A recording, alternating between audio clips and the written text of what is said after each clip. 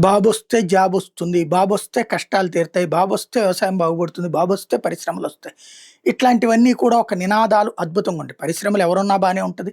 వ్యవసాయం అన్నటువంటిది ఎవరు చేసినా బానే ఉంటది. ఇప్పుడు ప్రాబ్లమ్స్ వచ్చినప్పుడేమో అది అధికారుల మీదకి తోసేసి, మంచి జరిగినప్పుడు చంద్రబాబు గారికి ఆపాదించడం. అదే జగన్ టైంలో అయితే గనక ప్రాబ్లమ్స్ వస్తేనేమో జగన్‌ది తప్పు, మంచి జరిగితేనేమో కేంద్ర ప్రభుత్వం పని, లేపోతే ప్రకృతి ఈళ్ళు పేరు చెప్పుకుంటున్నారు అనవసరంగా అన్నటువంటి స్టేట్మెంట్లు ఇస్తా, వార్తలు రాసుకొస్తా, ఒక మైండ్ గేమ్ ఎకోసిస్టమ్‌తో దశాబ్దాలుగా నడుపుకొస్తున్నటువంటి చరిత్ర నడుస్తోంది.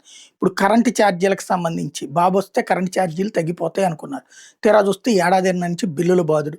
మొన్న ఈ మధ్యన ఛార్జీలు తగ్గినియి అంటే ఓ పావలా తగ్గింది. ఎందుకు తగ్గిందయ్యా ఆ ట్రూ డౌన్ అంటే గతంలో ఆల్రెడీ ఎక్కువ వసూలు చేసినటువంటిది. అంటే పర్మిషన్ ఇచ్చిన దానికంటే ఎక్కువ వసూలు చేసింది రెట్టేవమంటం వల్ల.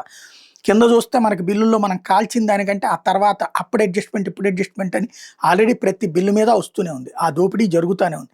ఆ దోపిడీని పరిష్కరించకుండా లేదు లేదు అదిగో తగ్గింది మా వలన, అది కూడా చంద్రబాబు గారి వలన, తగ్గకపోతే గనక అది జగన్ వలన అన్నటువంటి ప్రచారం చేసుకుంటూ వస్తున్నారు. ఇప్పుడైతే ఆశల్ని అమ్మి బ్రతకడం అన్నటువంటిది ఈనాడు చేసేటటువంటి తెలివైన ఎత్తుగడ.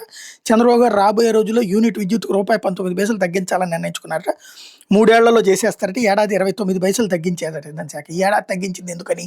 ఎవరు తగ్గించారు? ఏదైతే అథారిటీ మన దీనికి సంబంధించినటువంటి ఎలక్ట్రిసిటీ రెగ్యులేటర్ అథారిటీ తగ్గించింది. అలా కాకుండా ప్రభుత్వం ఎప్పుడు తగ్గిస్తుంది? ఇంకా ఒక పక్కనేమో ఎలక్ట్రిసిటీ డిపార్ట్మెంట్ తరపున అప్పులు తీసుకుంటానే ఉన్నారు. ఇది గనక డబ్బులు మిగిలినయి 2,320 కోట్లు అంటున్నారు. అది నిజమైతే గనక ఆ డబ్బులు రికవరీ చేయాలి కదా! రీపే చేయాలి కదా! మరి జరుగుతోందా అంటే లేదు. ఓవరాల్ కాకపోతే కరెంట్ ప్రొడక్షన్ అన్నటువంటిది ఆల్రెడీ ఎక్కువగానే ఉంది ఆంధ్రప్రదేశ్‌లో. మిగులు కరెంటే ఉంది ఎప్పటినుంచో. సమస్యల్లో ఏంటంటే వాళ్ళ దగ్గరతో మనం కుదుర్చుకున్న అగ్రీమెంట్ల కారణంగా, ఆ అగ్రీమెంట్లు భారీ ఎత్తున మన దగ్గర నుంచినే వసూలు చేస్తున్నటువంటి కారణంగా, అంటే రూపాయిన్నర కరెంట్ వస్తుందని తెలిసినా రూ. 3 కొనుక్కునేటటువంటి దౌర్భాగ్య పరిస్థితుల వలన ఎదురైనటువంటి సమస్య. నిజంగా ఇది గనక రూ. 1, రూ. 2 తగ్గించగలిగితే ప్రభుత్వానికి మంచి పేరొస్తుంది.